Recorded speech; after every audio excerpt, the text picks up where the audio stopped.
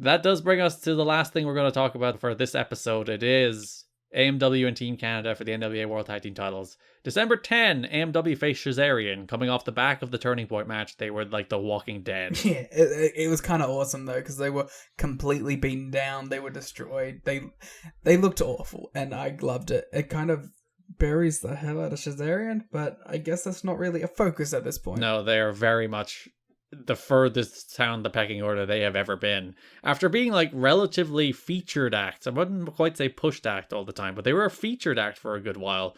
They don't seem to be in Dusty's good graces. No, that's because he's stealing Tracy from them. That's true. He's jealous. I really liked this match. I thought it was a really well worked match where AMW were on the back foot the whole time because they were coming right off of that cage match. And that's good storytelling that these guys are selling their big match they had because they bled buckets and they're taped up the wazoo, and Shane and Kazarian dominate them, but then they come back win with the death sentence on Kaz. I think one of my favorite things is the little roll through James Storm does after the death sentence. Ah, yeah. I love it so much, and I love that it was all wonky and shit because he's all beaten up in this one. It was great. They're very good at professional wrestling, aren't they? Yeah, we have a little note here that after the cage match at Turning Point, Chris Harris asked someone to call his wife to tell him that he was okay. AJ Styles held the cell phone up to his ear as Harris assured her he was fine. I thought it said like Harris is the one in great danger there. What about like Skipper? He walked the cage. I mean, I'm sure they all called their loved ones and were like, we're not dead. we're doing okay. Yeah. That's one of those, like, you have to wonder, like, is that one of those ones where you're like, don't let the family watch this one?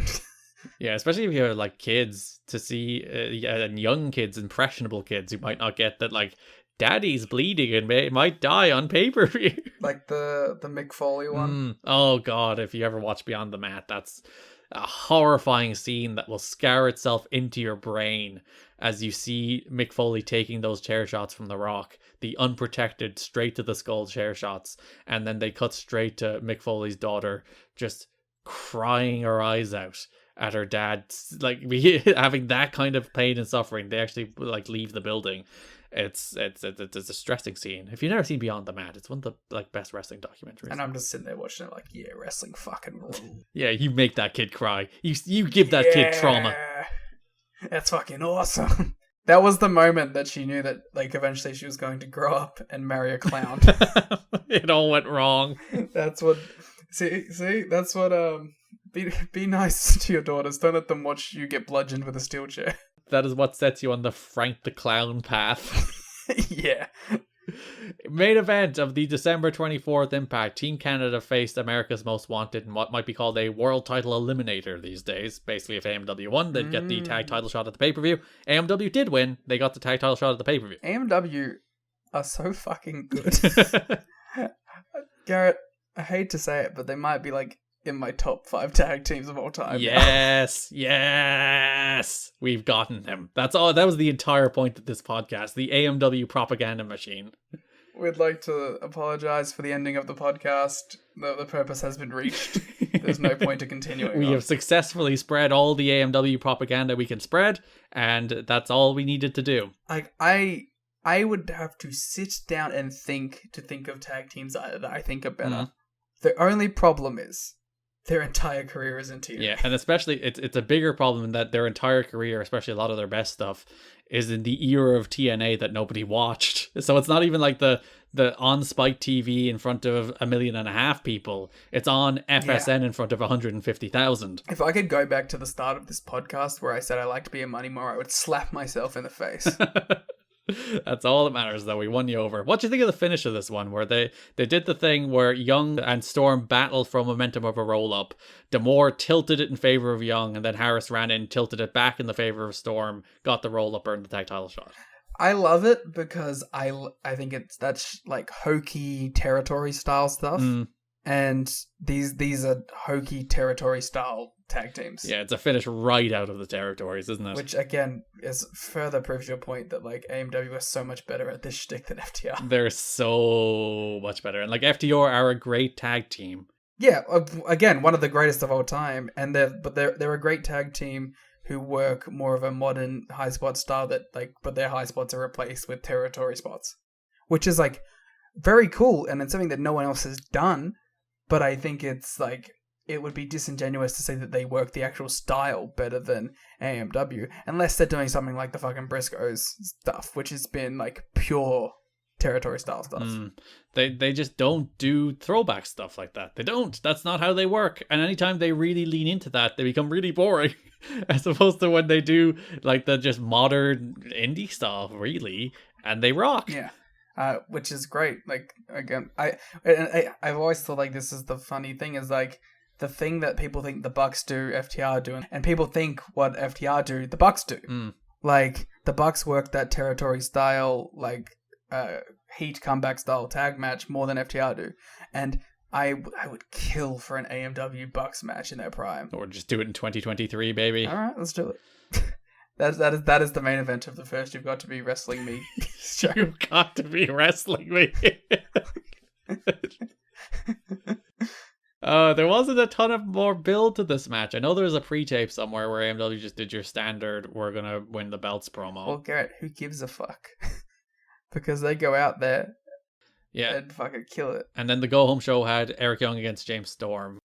I really liked that match. Good wrestlers. This is their first singles match together, right? Yeah, that's what made me like it, I think. I was watching this and I was like, these are two guys that will eventually become main event stars in this company. Like, this will be the match that will happen when James Storm has his 1000th match in this company. Yeah, I thought about that too. And this also reminded me, like, I'm definitely a bit more of a James Storm guy than I am an Eric Young guy. But I was watching this and I was like, man, Storm, I can just see it now, you know? I can see it. I can see what Storm becomes here. And I'm very excited about seeing all this develop from now on. I think ultimately the reason Storm became the guy over Harris is because Storm had that fire more than Harris did. Like that fire in his belly when he's doing his big babyface comebacks. You feel it from Storm more than you feel it from Harris. Harris also peaked earlier. Yeah, but also Harris looks the part. Which, if you combine Storm and Harris into one person, perfect wrestling. Yeah, exactly. Which I guess was why they made such a good tag team. They were the sum of each other's parts. I'm not sure that made sense, but it's 1:30. Rude and Harris were thrown out. They were at ringside, but D'Amore was allowed to remain because he's a manager and he has his manager's license. Which is great. D'Amore held on the ropes as Storm went for a Frankensteiner. Ref is bumped and Young pinned Storm after a hockey stick shot. Which is another interesting thing that Young got the win here. Considering what we go on to learn about his position currently in the company, and we head into the tag team title match at the pay-per-view, which is a very interesting and I think adds a lot to the match too when you know about it. Yeah, I think the finish of this is more just the case of the team that's winning at the pay-per-view loses on the go-home show, the classic like wrestling staple, rather than like an endorsement of Eric Young. But you could have just done it with like Bobby Roode, I guess, if you were really that worried about keeping a guy strong, you know what I mean? So on Final Resolution, for the World Tag Team titles, America's Most Wanted defeated Team Canada to become the new NWA World Tag Team Champions. Reverting us, by the way, to the default setting of AMW, Styles, and Jarrett as champions. Well, AJ, AMW, and Monty Brown as the yes, of course. All the homegrown guys. Yep. It is a toss-up between two matches, but this may be my favorite match in company history. Yeah. The thing about this match is that it sits in the shadow of the cage match, which is much more famous for very good reason. The cage match rocks. Yes. But this match is what really cemented AMW's role as like not just a good team, not just a great team, but like a real honest to goodness all-time great team. When they have like the back-to-back pay-per-view matches of the cage match blow off, and then they come out here and nobody really remembers this match, which always annoys me. But they have this kick-ass, ultra-heated Southern-style tag match against Team Canada, where everything hits, everything is perfect, and you have the little sub-story that I talked about on the watch-along, that apparently it kind of leaked out. It was word in the locker room that Eric Young was not long for TNA, that you know, under the new regime under Dusty wasn't particularly impressed in Eric Young, and that they were moving on perhaps with a new version of Team Canada, maybe with Johnny Devine, it seems, afterward. Especially with the recent reintroduction of Johnny Devine and his like little focus on him with the AJ match and with the promo. Yeah, so the word in the locker room was that Eric Young would soon be let go.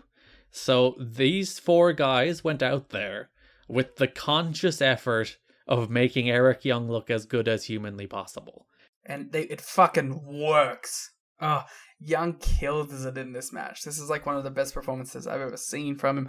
And like, not to be like held up, and like, it worked in a really smart way too, because AMW don't look bad at all in it either. They still look like this fucking world beater, all-time great tag team, while they're making Eric Young look like a fucking madman. And Rude is still hanging in this match the entire time too.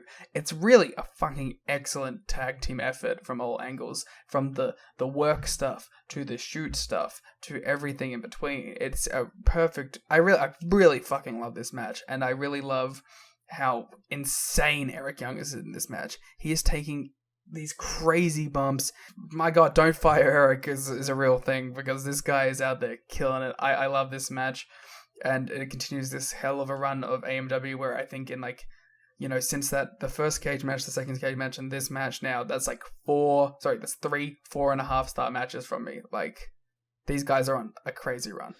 Yeah, and like you touched on the kind of performance this was from Eric Young. Because you would think if you're like head on the chopping block, go out there and make you, they'd like build the match around Eric Young looking good. In the sense that like he'd do cool moves, or he'd like have like the dominant portion of the match. And that's not what they did. It's that old adage, and I think this is probably why it appealed to Dusty, of sell, sell, sell. Yeah, he went out there and took crazy bumps and made the baby faces look incredible, and had like a knot the size of Mars on his forehead. And then did that and was still taking these insane bumps. And like we were talking about with this mix of shoot and this mix of work stuff, they also find out like they think they have 15 and they get told they get another 6 minutes on it too, so then like 4 minutes of this is called on the fly. Yeah, because as they're going through the curtain, they're told like Monty and DDP went short, so they need to go 21 instead of 15. They end up going 19 in the end. But yeah, they have that extra layer of these are guys like they're not the experienced sure hands, they're the young blood of the company being told last minute add some like 5 minutes to your match, go, and they nail it. It's a borderline perfect tag team match. There's like near falls in this match that the crowd, like there's one in particular where AMW hit the powerplex on Bobby Roode, which calls back to the fact that that's how they beat Triple X, and they're also using Triple X's finisher still. Well, Triple X don't need it anymore. They don't. And the crowd lose their absolute shit when Bobby Roode kicks out. And it's one of those, because like the shocked faces at kickouts has become such a cliche, because I think people do it after every move instead of doing it after they've earned it. And they do it on stuff like Dark. Yeah, whereas here, where it's like the crowd 100% bought that as the finish. 100%. They thought the match was over. So that's when the shocked faces make sense, not just when you do a finisher kick out. I'm 100%. I'm not opposed to shocked faces. I'm opposed to them being used. You gotta earn it. Like anything in wrestling, you have to earn it. And like honestly, the final run of this felt like a fucking New Japan IWGP title match. Like with just like chaining into big spots, big kick out, crowds going nuts the whole time. It's fucking awesome. And this is one of those. Would you say that this is maybe even a bigger secret hit than even Hoovy and Sabin? Oh, for sure. I've heard of the Hoovy and Sabin match. Nobody remembers this. Nobody remembers this match, and it fucking rocks. I would even go as far to say as like this is a must-watch match from anyone listening to the podcast. If you've made it into our stupid fucking, for you 3.5 hour, for us 4th hour content, I really hope that you'll heed our word and our advice on this one. Please go watch this match. It's a great performance. It's further proof that AMW are one of the best tag teams of all time. And Eric Young goes out there and works his fucking ass off. It's excellent. And plus, it's really fucking cool to see Bobby Roode and James Storm working across from each other in a big match like this. Yeah, there's also the fun touch of like they hit that powerplex on Roode, and the powerplex is the same move as the DWI. It's the suplex powerbomb that the Beer Money do go on using, so they use the move on Roode. So it's a fun little future throw forward, I guess, rather than throw back. I wonder if they even remember that they did that in this match. Oh, absolutely not. Like they probably, I assume like when they decided to do it, they're like, oh, let's do the Triple X move.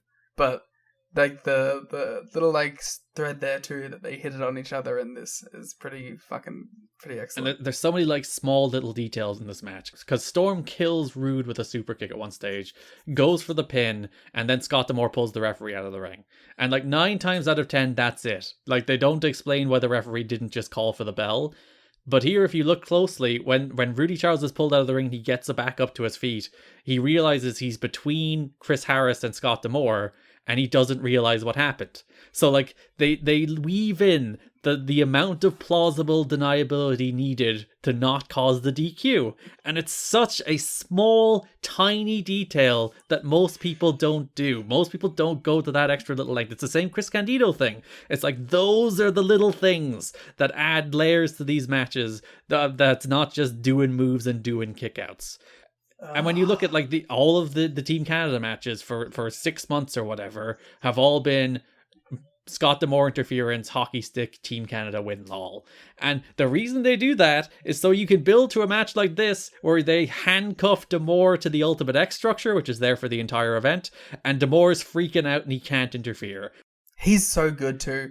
Like, I feel like that's someone who gets lost in the history of wrestling managers a bit because he kind of like just has this character in this run. But Scott D'Amore is so fucking good. Yeah, there's back-to-back sensational performances here from D'Amore because he's in this match tied to the Ultimate X structure. I still think they should have left him tied there for the Ultimate X match. That would have been a very good bit. That would have been great. But then we wouldn't have got the great thing of him leaving. Yeah, so you also, in the very next match, D'Amore's out there with PD and they eject him and he has the tremendous hissy fit. But like the moment when he realizes he's tied to, or handcuffed to Ultimate X and he can't escape and like... He starts wailing. And they cut to him for a bunch of the near falls and like you could see his heart's beating out of his chest and he's like living and dying by every move. Sweat pouring down his forehead because these guys might lose their tag titles. And like Divine comes out, he hits Storm with the hockey stick, drapes EY over Storm, Storm kicks out, place goes nuts. Then they kicked out the Powerplex, place went nuts again. Divine brought a chair to the ring. They did the same like Northern Lariat onto the chair onto Harris, but Harris got his leg on the ropes. And then Divine was like super smug. They did a version of the Scott Hall thing where someone put his hand on his shoulder. He thought it was a member of AMW. It turns out it was Eric Young trying to get the chair, but he waffled Eric Young in the head. Harris rolled him up. Their outside interference backfired for once, and AMW win the World Tag Team titles. And even Divine, when you pay attention to him on the floor, he even waits like a good 10-15 seconds before he even realizes what's happened. Like he celebrates thinking his team just won, and then he turns around and he's like, fuck. Yeah. I think it's interesting about this finish here too is that you could see where they might be setting up the Young split from Team Canada. Because you have him losing the fall after with the Divine miscue. And I also think something that could have been telling for that as well is part of Scott D'Amore's character that we've seen throughout the years. When Team Canada is doing well, he's all like part of the team, it's all cheery, but when they start to falter, he becomes very strict. That's just part of Scott D'Amore's character as the coach. And having both Rude and Young lose the tag belts and Petey lose his X Division title in this show, you could totally see that an impact coming up where like Scott's like, Eric, you're the weak link, and they all fucking beat him up and shit can him out, right? Like, there's all these things in play, and that's actually one thing I'm very excited about as we head into the next month, is seeing how Scott D'Amore and Team Canada bounce back from this sort of like crushing defeat at this pay-per-view. Yeah, because they were talking at the start of the month being like, we have these titles. What if we also come for the NWA titles? It's time to hunt for the main belt. It's time to win all the belts, and now they have none of the belts. Yeah. They need Christian Cage to be their ace. Yeah, sensational match. Again, if you haven't seen it, it's on YouTube. Also, the entire pay-per-view is on YouTube, so you can watch the entire pay-per-view or just the match itself. Fantastic match. Just everything you could ever want from an AMW Team Canada match. The peak of Team Canada as a stable, I think. The peak of AMW as a tag team without gimmicks. The Styles and Daniels matches are also very good. Those are up there. But this might be the peak of AMW as a team without like a cage match around them. This is just a straight tag. Yeah, sensational. Just sensational stuff. And you saw like little glimpses of this formula that AMW would do, where they would do like a lot of the plunder and near falls and interference and kickouts. You saw a lot of that with Diamond Swinger. You saw a bit of it with the New Church as well, but it fucking works. Yeah. Well, like it felt like they were like putting it in their wheelhouse for when they needed to bring it out in a big spot. And it's the classic, not all interference is bad. No, I you know me, I'm a massive proponent of interference when it's good. I probably have more of a tolerance for interference than most people, but like when it hits, it hits so well. I was literally, before while we were talking about this match and we were counting it, in my head I started like daydreaming about Bucks and AMW. Like I literally was envisioning the spot where like Matt Jackson is caught in between Storm and Harris, and they're looming over him and he's backing off, and then Nick flies in and catches him. I was imagining the match. That's a literal dream match. God, it would be so good. God, AMW are so good. They're the best team. I love them so much. Put him in the Observer Hall of Fame. Damn right. That's they'll never get in. It's sad. No, they have they have an in-ring case, but only for like a couple, not a couple of years, but you know what I mean, like a short run in ring in one company where they weren't a top act in a company that wasn't drawing or making money. Unfortunately, that's not a killer case. They don't even get on the ballot with that kind of case, unfortunately. I was gonna ask you, did Beer Money often like bust out the death sentence? Once to beat Chris Harris. Oh, that's adorable. I'm surprised they never like busted it out against like the Machine Guns or something. I think the only time they ever did it was Sacrifice 2011 when they did it on Chris Harris to beat Chris Harris and Matt Hurd. I love that because that kind of shows some respect. Yeah. like Storm's like, I value this and I don't need to muddy it. So you can look forward to that again. More teases, and nobody in this match leaves, so you don't have to do a retrospective. No, thank God. We almost would have had to do the Eric Young goodbye.